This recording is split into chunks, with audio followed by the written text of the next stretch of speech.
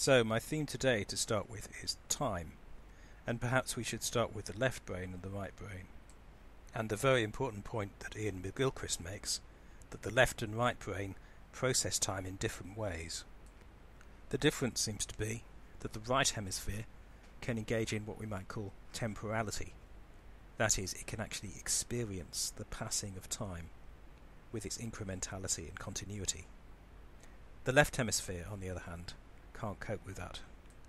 But the left hemisphere obviously has ideas about time, and amongst those ideas is sequence. That is, that one thing happened and then another thing happened. So, the left hemisphere represents time under our system of time, and that's a kind of time mismatch between the ways the hemispheres work. All the other things I'm going to say follow from that point, really. The left hemisphere is a bit nonplussed by actual time, and one of the effects of that is boredom, for example. In a bored state, in my experience, you can dwell in a left hemisphere representation of some kind, probably fixated on some event or some expectation or some plan. Impatience is obviously linked to that. Then there's a sensation of time rushing past, when the left hemisphere hasn't been noting it, when we've been perhaps in more integrated states, or when the right hemisphere is more to the fore than it usually is. And then the left hemisphere has suddenly realised, oh, all this time has gone past, and I haven't realised. So again, the left hemisphere is imposing its representations and plans on things, and is trying to slot them back into its system. So the left hemisphere is responsible for a lot of cognitive biases in relation to time, which I'll talk about later. But first, before I do that, I want to talk about Zeno's paradox, because this is an interesting way of understanding and bringing home the differences between the hemispheres. So Zeno was an ancient Greek philosopher, a Stoic philosopher, and his paradox is, well, I'm going to offer you two forms of his paradox, the two best well-known forms of his paradox. And the first one is about an arrow reaching its target. So he points out, in terms of reasoning, an arrow should, in theory, never reach its target. So imagine somebody shoots an arrow, and that arrow is traversing a certain distance in a certain time to reach the target. However, after the arrow will first of all traverse half the distance, and it will take half the time it's going to take to reach its target. And then you can also then think about the remainder of the distance that the arrow has to travel. So it will then traverse another half of the remaining distance, 3/4 of the total distance. It still hasn't reached its target. When you're then thinking about the remaining distance, well, it can traverse half the remaining distance, 7/8 of the whole. Divide it again, 15/16, 31/32, and so on, yeah? Adding infinitum. So the argument here, if you want to call it one, is therefore the arrow will never reach its target. Now, that's obviously in terms of a certain representation created by the left hemisphere. So the basically time blind and also space blind. So according to the left hemisphere, not only do arrows never reach their target, but nothing ever crosses time or space.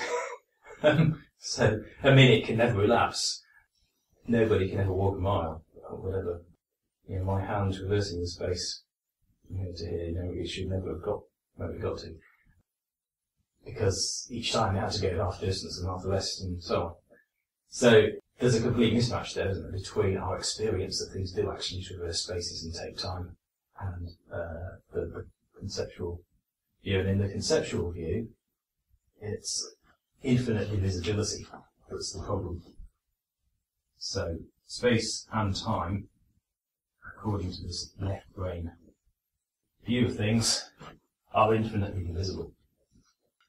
There's another form that the paradox takes, which results from the same sort of phenomenon, and that's the story of Achilles and the tortoise. So Achilles, the Greek hero, who was also supposed to be good at running, having race.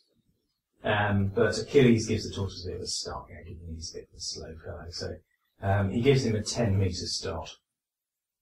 And Achilles runs 10 times as fast as the tortoise.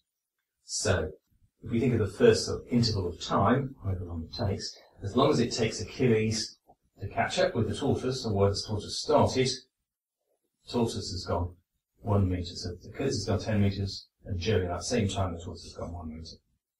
So Achilles still hasn't caught up with the tortoise. But then of course Achilles thinks, well, of course I'll still catch up with him, and I'll overtake him before long. So Achilles gets another metre in the next, well, it's obviously a tenth of the time that it was taken previously. He reversed 10 metres, so he goes 1 metre, but during that time the tortoise has also gone ahead 10 centimetres. Then, we're thinking another interval of time then, so Achilles is about to catch up with the tortoise, so Achilles gets another 10 centimetres, but the tortoise has gone another centimetre in that time. So, etc., etc. According to this story, Achilles will never catch up with the tortoise, and so in effect the tortoise will win the race. Again, because of the infinite divisibility of space and time. Of course, in our experience, Achilles overtakes the tortoise and the tortoise does win the race. Again, it shows the mismatch. Okay, so...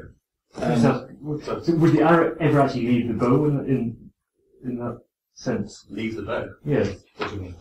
Well, because it can't go half distance and half time.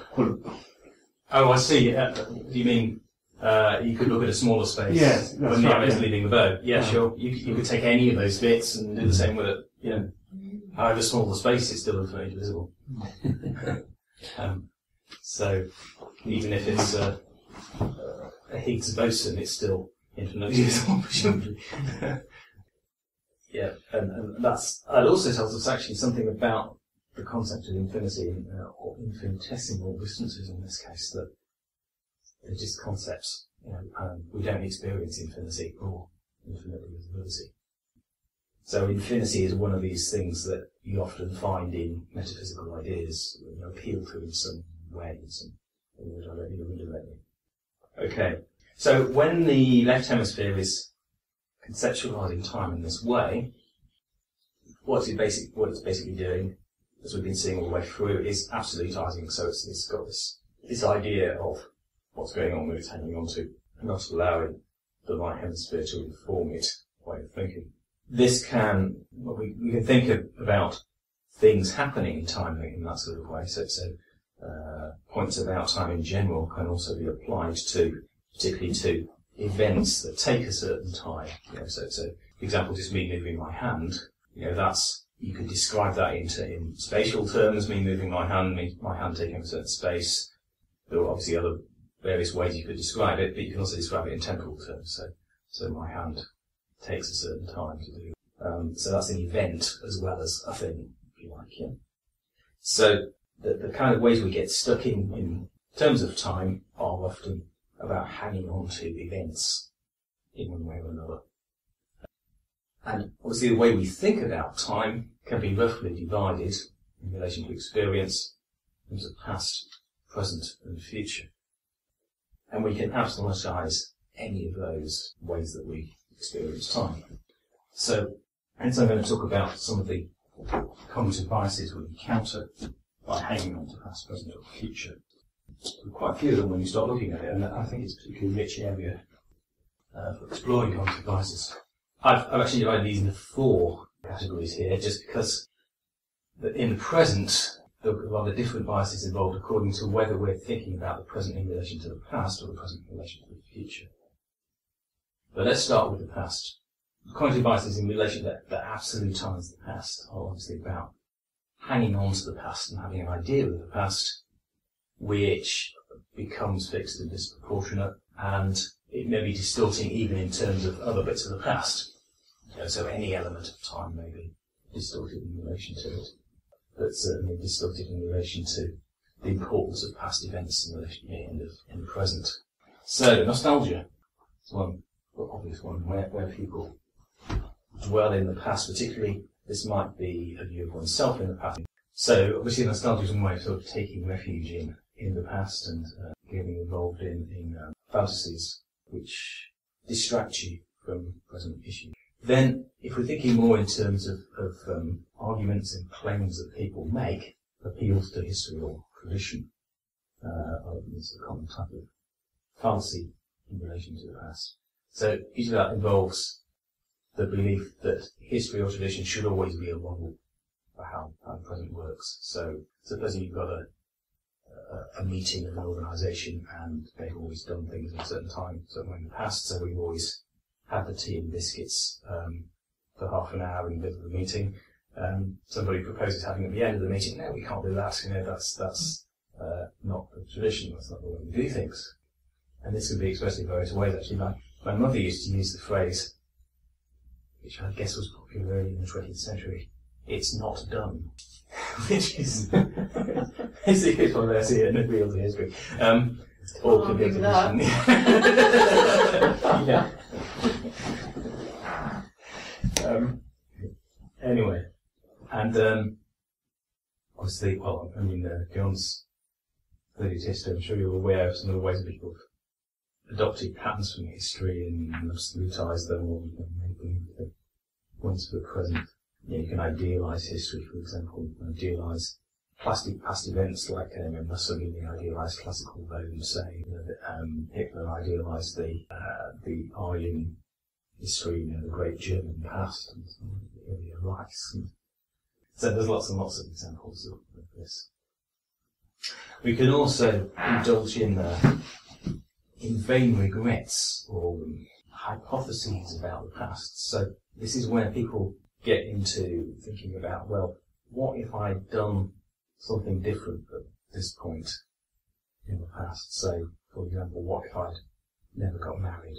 What if I hadn't had a child? What if I hadn't taken that trip where I had that accident? Or, the various ways we can hypothesize and so, really complex. Sorry. Do you mean vain in the sense of in vain, like a bit pointless, as opposed to relation? Because I looked at that and saw it in this context of vanity, and so I was kind of trying to, fathom what a vain regret would be in that. No, I just mean vain in the sense of fruitless. Yeah, too much time moisturising. And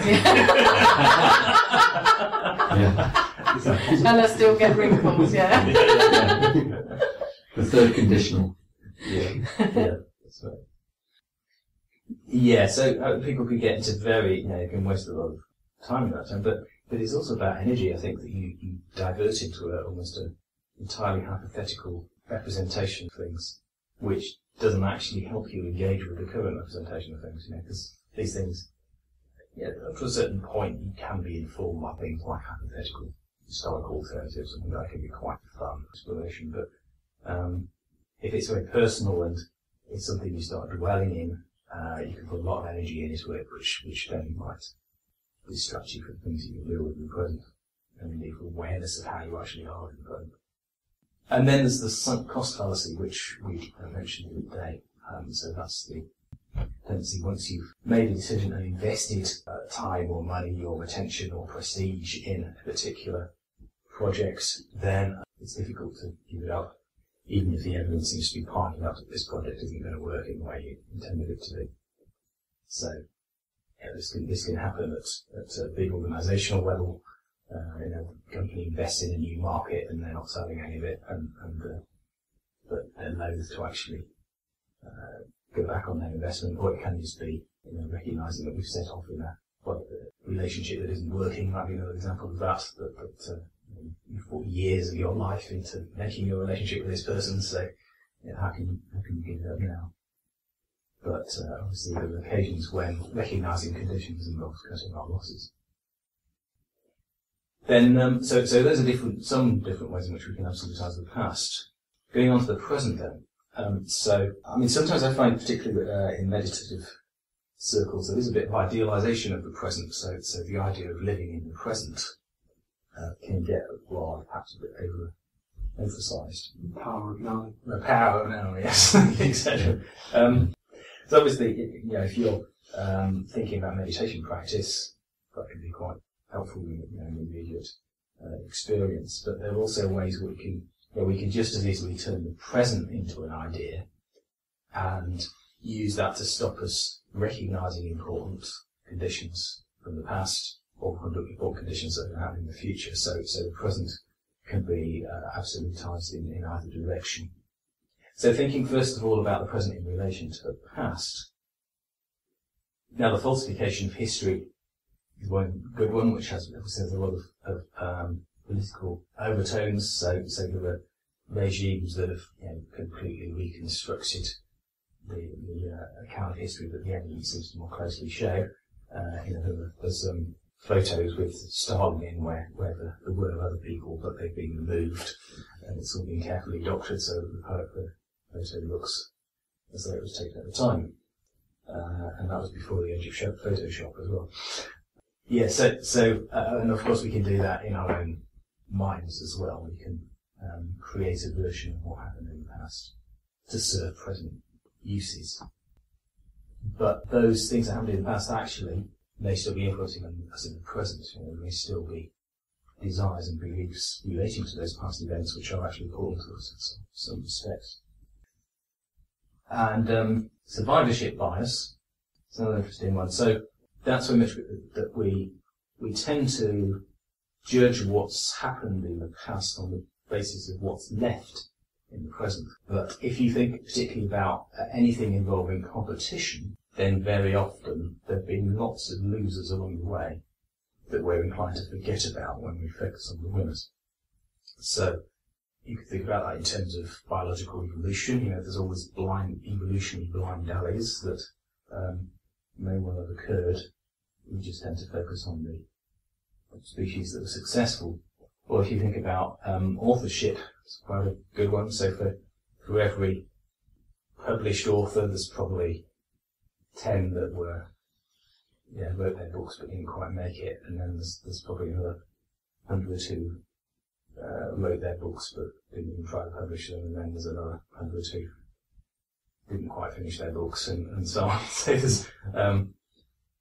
there's a lot of, or you think about business startups. There's a great deal of business startup that doesn't perishes within 3 years or something. So there's so every new business isn't going to become a Google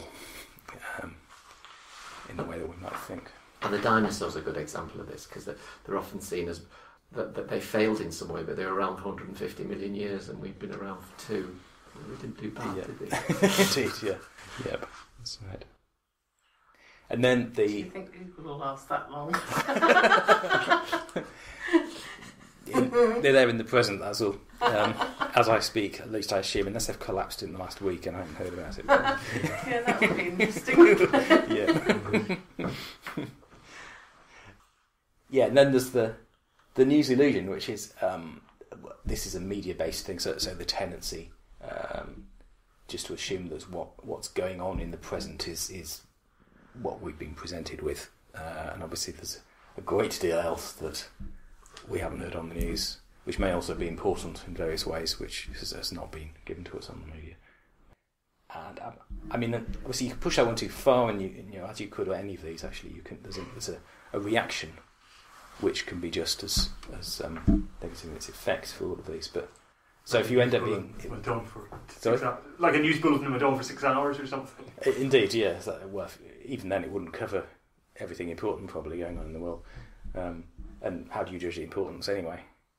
But the reaction to this, I suppose, is to become very cynical about media and assume they never give us any correct information. But they do give us information, and I have quite a lot of trust in the BBC, for example, because I think their reporting methods are generally credible as far as my experience and other people's experience can inform me of it. But they're not by no means perfect. No, and there are serious limits on what they choose to consider news, in that, it tends to be sort of disasters, big political moments of one sort or another, significant deaths. Yeah. So obviously there's a lot more to what's going on in the world than those particular things. Yeah. And there's also the element of wanting to have something with a dramatic impact, because there's all the concern about, capturing your audience. Yep. And I became particularly aware of this in relation to media once I started writing for a paper in a very small scale way, because I suddenly became aware of that you are required to find something to write about each week. And I thought, well, if you multiply that by all the reporters and all the journalists contributing to news or current affairs programme, the same thing applies. they're actually going out looking for something. So that's like they want to make something into a story, and then obviously that's subject to the editorial. Yeah. But there's a survivability point for the left hemisphere itself, limiting the amount of news it takes in, isn't there? Because you take what's available. You don't need to know all the details before you think, oh yes, it's a saber-toothed tiger. Let's get away. Indeed. Yeah. So these different biases interact in various ways as well. Yeah. And probably one thing that particularly strikes me about the news illusion is that probably the most important things occur over time. So if you look about something like global warming, that's happening very slowly. So you can't have a news item, a bit more dropped off a glacier today.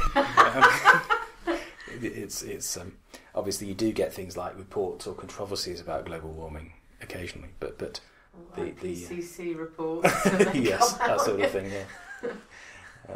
But there isn't global warming isn't news because it isn't compacted enough in time in itself. Interesting. That's a good point. Yeah. And perhaps the same applies at a more personal level, that the most important changes in our lives are often slow ones. But when our friends ask us, "Oh, what are you up to?" We're not likely to say, "I'm undergoing a slow process of transformation and becoming more integrated." Although when you do say that, people are not interested. What? Okay. Anyway, going on to present over future. So, obviously, important things are likely to happen in the future. There are various conditions, things that, according to quite reasonable predictions based in experience, are likely to happen in the future that are likely to be important, but the present can often distract us from those because of our tendency to absolutise what's happening in the present. So, perhaps the most common and important example of that is procrastination. As a teacher, I'm extremely aware of this particular problem, and apparently, according to surveys, between 80 and 95% of college students have some degree of problem with procrastination, and 50% of them have quite a serious problem with procrastination. So that's a pretty large sample, isn't it, for one cognitive bias. Has anyone looked into the typical causes of that, or what's behind the procrastination? Well, obviously, depends whether you're thinking of the causes in terms of an absence of things you could do about it, which I'll mention in a moment, or whether you're thinking of causes in terms, the terms in which I'd want to talk about it is in terms of a particular representation of what's important. Yeah. So I would suggest that it's about having a disproportionate idea of things that are important in the present. So maybe your current game of Football Manager or something of that kind. That it's something that's in your mind, but because of the degree of obsession that we've developed with it. As a current event, maybe it could be. I don't just want to particularly pick on computer games. It could be relationships. It could be other things going on the internet. It could be, the day-to-day concerns. Perhaps some of them quite, involving real difficulties like family problems or whatever. Students, using that example, encounter all of these things. But it's just the impact of those things and their difficulty in contextualising and giving the right proportions to these different representations over time. So one because of the left brain tendency to absolutise, those things that are coming up become more important, and the representation of the future value of their studies is much less important in comparison to that. They can't keep it in their minds all the time. So like the delayed gratification thing, that they prioritise their left brain self in the present rather than their left brain present in the future. Yeah, that's right. Well, certainly in my experience, I know a big problem for me that contributes to procrastination, particularly in relation to study, is perfectionism, because it's like if you never start, you never have to face the fact that you can't get it perfect, or you don't have to face the prospect of failing So although I'm not consciously sitting there thinking that, if I try to sort of reflect on what's really underneath it, it often comes down to something along those lines that's keeping me from, focusing. Yeah. Dali said, "Don't worry about perfection; you'll never get there." Something like that. But that again is about a very strong representation of what it is you want to create, isn't it? Yeah. So there's a lack of openness about it which prevents you actually engaging with it. Yeah, so in order to make progress, I've had to learn to manage that, to be able to accept imperfection and just get something down and get it in, by the appropriate time, and accept that, that it's going to frustrate me that it isn't perfect, but it can't be perfect. So. Yeah. What's that aphorism of yours, Robert? The perfect is the enemy of the good. Well, that's not. I didn't invent No, that. just can't copyright that one. Good at the end of the best, isn't it? Yeah. The one that you like. Yeah, that's it. Yeah. Mediocrity is enough. Well, yes. That to be good is to be adequate. Yeah. Yeah. Okay. So she's like. Procrastination obviously doesn't just affect students, it affects all of us in different ways when we're trying to achieve something. Writing a book is another good one. Procrastination. And particularly things you don't want to do, like your tax returns. I think I need to get on with mine if you're self-employed.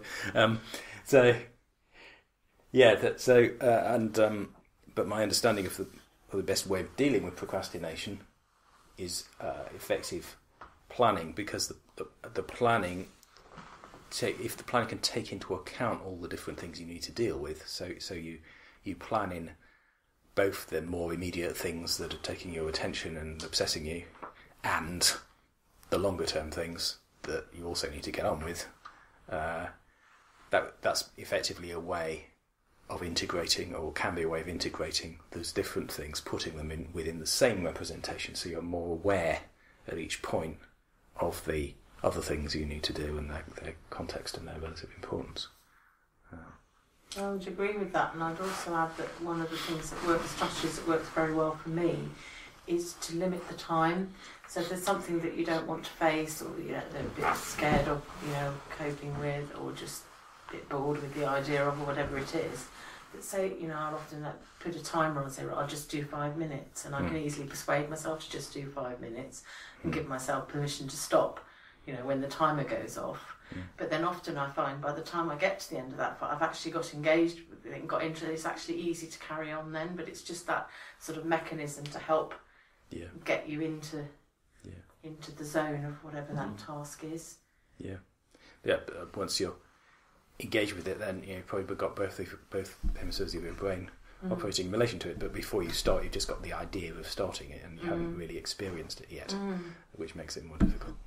And plus it's the psychological thing of wanting it, because I understand that psychologically we have a need to complete things, so by starting something you kind of engage that as well, so then that's working for you as well, that after 5 minutes you probably won't have finished, so your brain will want to sort of keep going to complete it, or at least then be more willing to come back to it if you do have a break. But of course, deadlines as well are a really good way of focusing and getting over procrastination to so actually having that end goal and just going for that. But deadlines don't always make people do things. But depending on how dead the deadline is. But also that can be very repressive, and it can interfere with the quality of what you're doing if it's if you're forced by the deadline to do it rather than fitting it into a wider. But if to be good is to be adequate. It may be necessary, certainly. Yeah.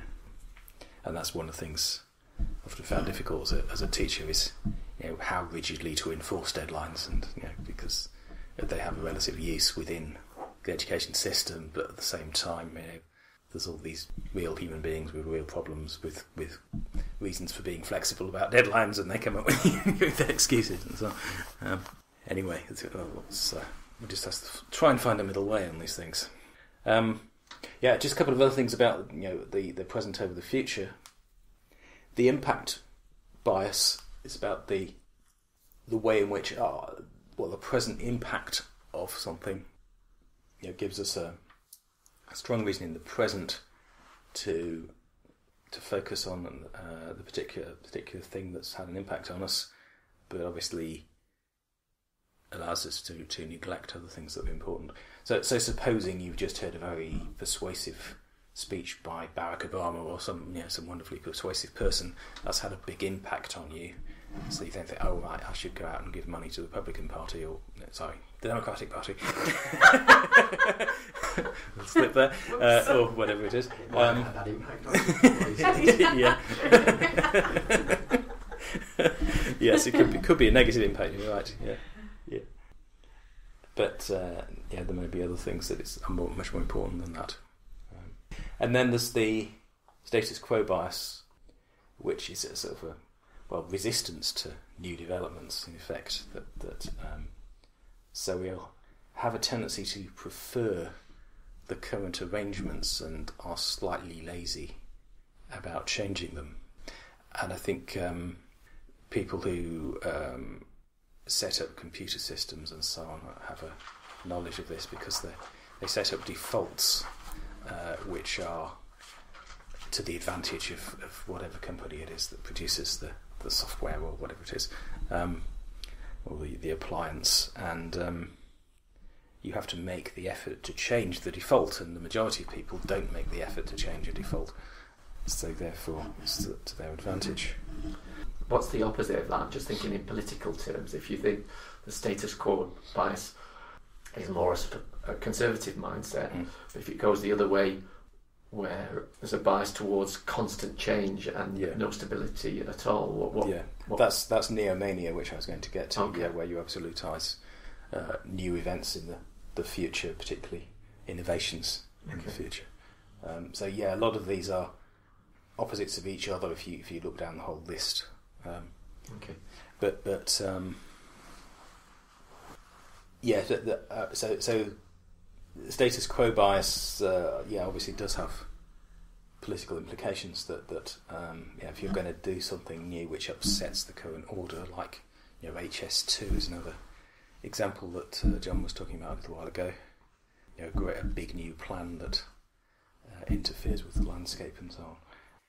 So I guess just because something's new, obviously it doesn't mean it's the right thing to do, but we have to allow for that tendency to just reject things because they're new sometimes, and be attached to how things are. And it could be applied to, I guess, things like going on retreats and coming across new ideas. Yep, definitely. Yep. And so the less familiar and harder to understand the new thing is, the more the status quo bias may kick in. Okay, and then going on to the future, then it's also possible to absolutise the future. Now, obviously, we haven't experienced the future yet, but we can have ideas about the future and events that will occur in the future, which become absolutised in relation to the present. So, the forecast illusion is a common example of that. So I suppose perhaps all of us are subject to this to some extent, but particularly media pundits or economists or people who confidently tell us what's going to happen. And according to research, these people are wrong on a far more likely, on a far bigger basis than we usually think. So particularly economic forecasts. There's a terrible record in the accuracy of economic forecasts. The weather as well. The weather's probably a bit better than economic forecasts, actually, depending on how far ahead it is. But obviously weather forecasters get things wrong. But also weather forecasters are much better at recognising the provisionality of their forecasts. Yes. Yeah. And sometimes they even say that, there may be showers, there may not, they don't really know, but there's a certain probability. And obviously the famous examples of weather forecasters getting it wrong, like I think it was the hurricane of 1988 or something. Yeah.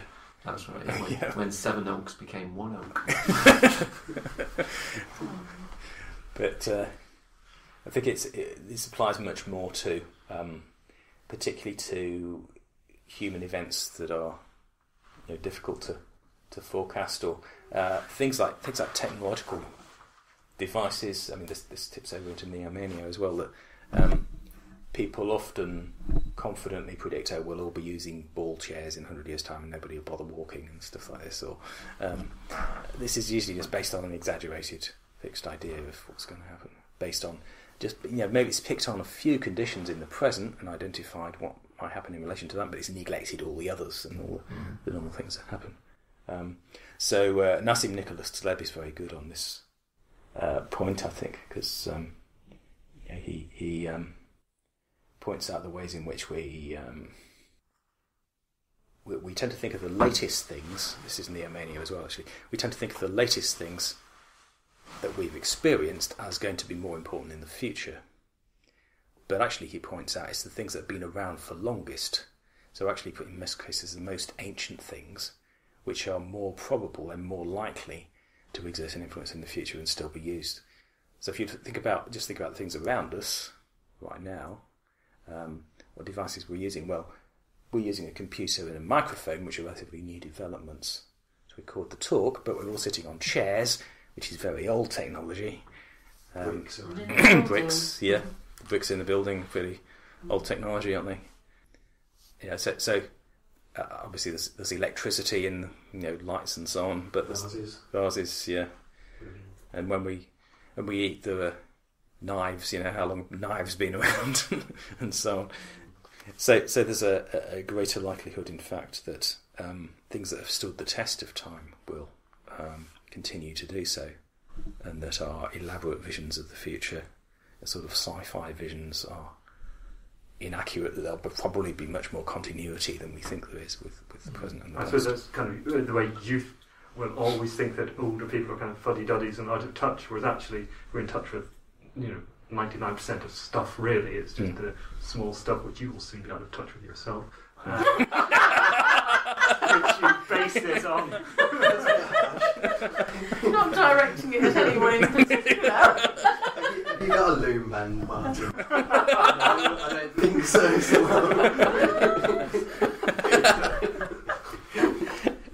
Yeah, no. Keep your altercations under control.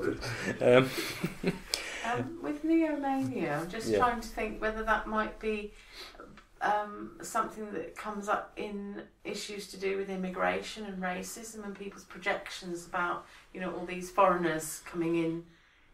Is that perhaps an example where to some extent people are getting stuck in projecting a particular...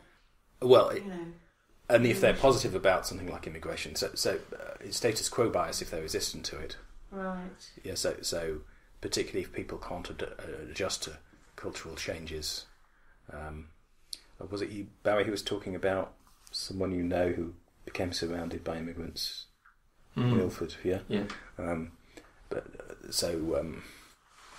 In that kind of case, obviously, you can appreciate the difficulties that she feels in the cultural adjustments required if all the people around her start coming from a different culture from her own.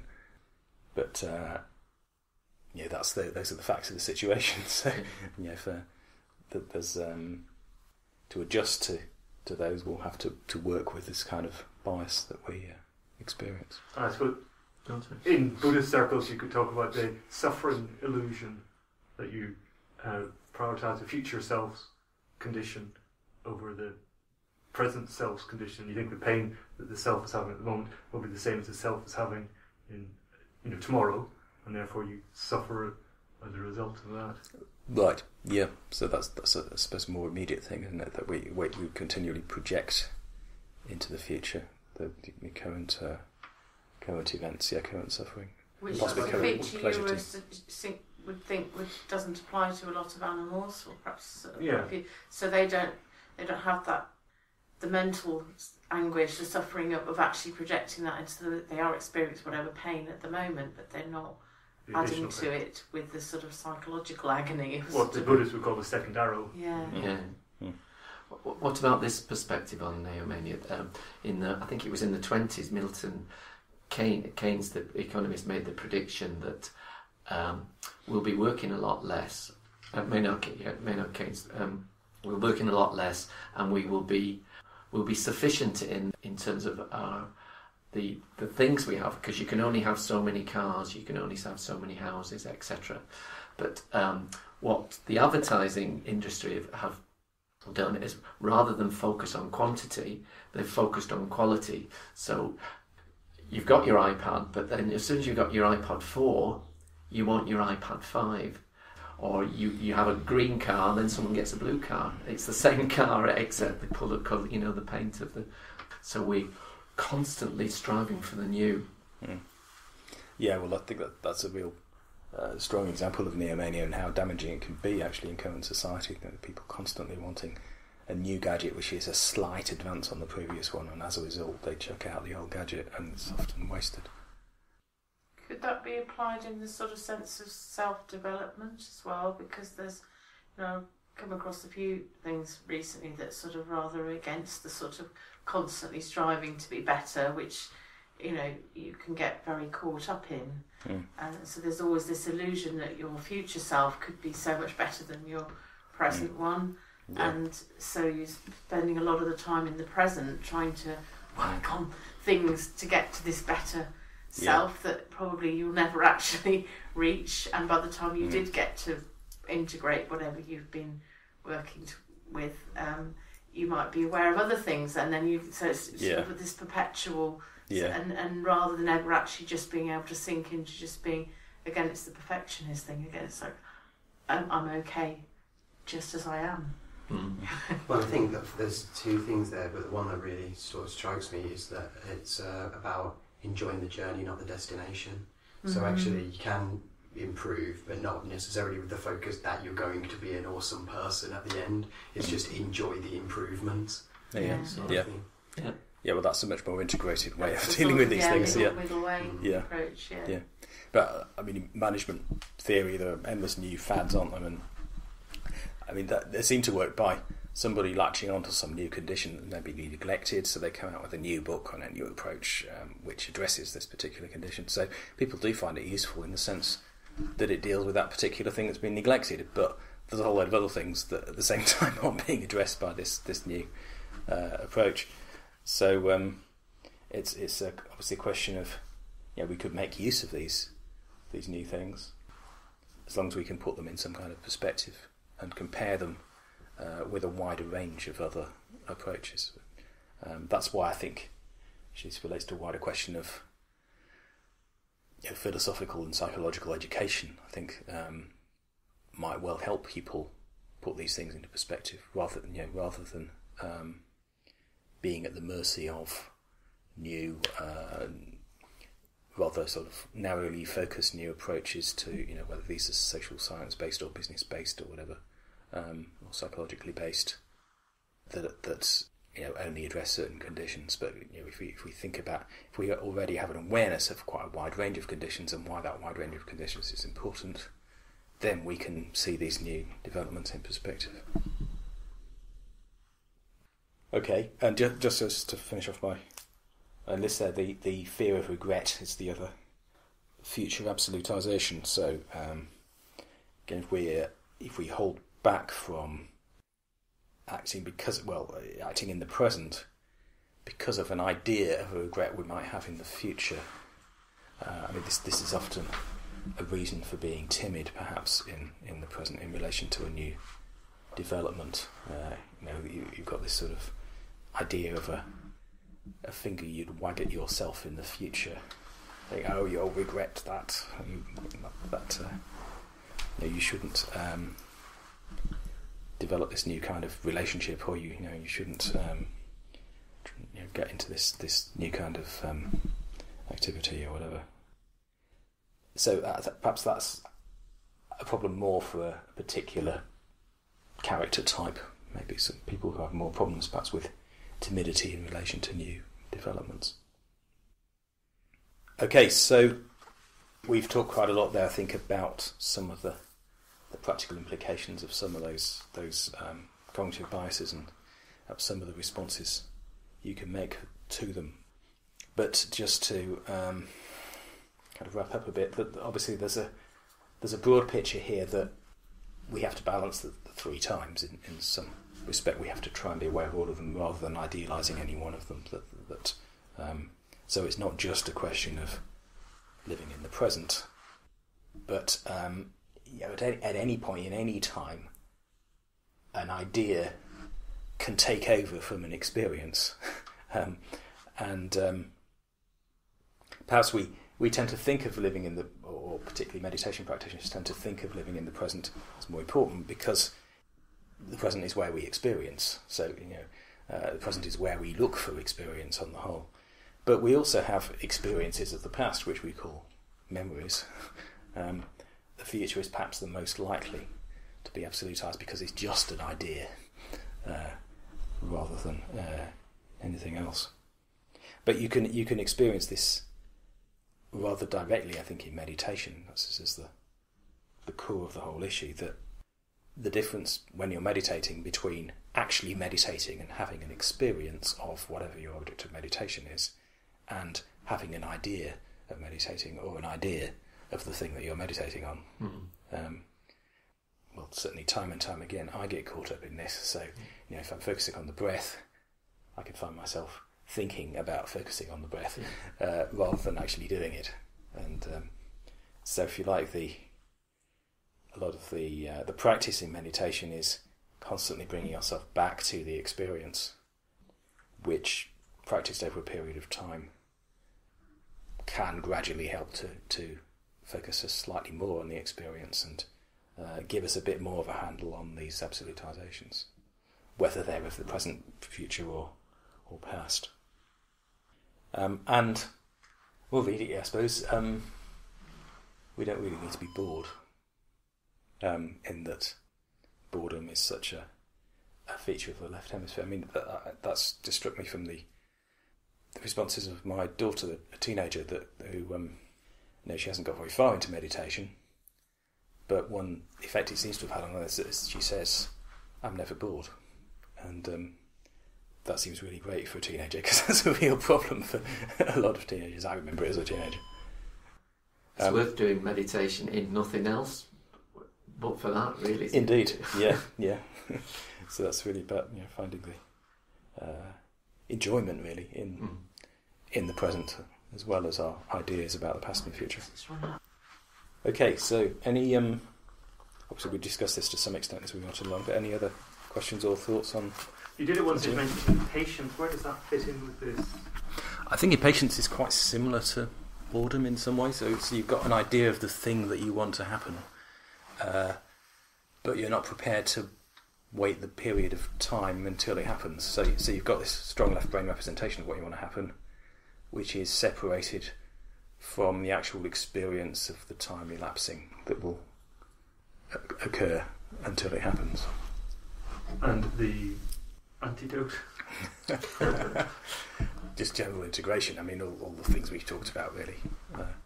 But I certainly get the impression that meditation is a good way of addressing impatience, because certainly in my experience, people who meditate are less likely to be impatient for a start.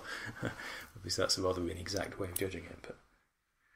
And obviously things like road rage connected with that, aren't they? It's about impatience, and frustration is closely connected with that you want to get to your goal, you've got this strong idea of the goal, and there's all these bloody cars in the way. What are they doing here? Why are these conditions stopping me from getting where I want to get to? And then in that place, using mindfulness is a really good way of not having that road rage, trying to just sort of be, just focus on the right things rather than the things that are out of your control. Yeah. Well, just focus on your experience at that point, whatever it is. I mean, it might be difficult to actually meditate in a traffic jam, but just listen to some music and really try and listen to it, or something like that, maybe. Any other thoughts? Yeah, I was just thinking some of those things to do with where we value, past, present, future. Thought a lot about that in my experiences of being around people with dementia, because there's often this sort of fluctuation in time for them, where they can be experiencing something in the present, but in their heads they're somewhere in the past, say, so they might have gone back to their teenage years or whatever, so they're reacting to things that are happening in the present, and that's often something that creates real difficulty for particularly, I think, relatives, perhaps less carers if they've got sort of training and understanding, because the sort of instinctive thing is to respond and try and orient them to the present, because that's what's that's what's real, and that's where we are. But actually, experience has shown, and I think it's now generally accepted, that it's not really helpful to do that. And what you have to do really is try and go back, try and relate to them where they are. So if they're hiding under the table because they've heard a loud noise and they think they've gone back to the war and they're, in an air raid or something, then it'd be more sensible to get under the table with them and have a dialogue with them until they've calmed down and say, okay, it's over now, we can come out, rather than try and say, no, that was just somebody dropping a tray of dishes and it's fine, that sort of thing. So it's a strange disease that kind of really gives you a bit of insight into how people can get stuck in one sort of time frame and holding that as sacred, i.e. for us the present usually, as you say, that's often the one that we go with, when actually somebody could be experiencing something, or they could, other people obviously get too fixated on the future. Yeah, and if you pull them out of that very abruptly, that could be extremely disorienting. Yeah, a bit like somebody was sleepwalking or something, coming out of a sort of intense dream. Yes, you've got to allow someone to reorient themselves, sort of gradually. Yeah. Yeah, I mean, I think that's where, obviously those of us who are functioning more normally rely on weaker links between different cognitive models that we have. But if those, for whatever reason, those weak links aren't working properly, then somehow, we can't just create them out of nothing. So it's as you say, maybe better to play along, as you might put it, or try and enter into their cognitive model, but just steer it more gradually into a different, more practical response.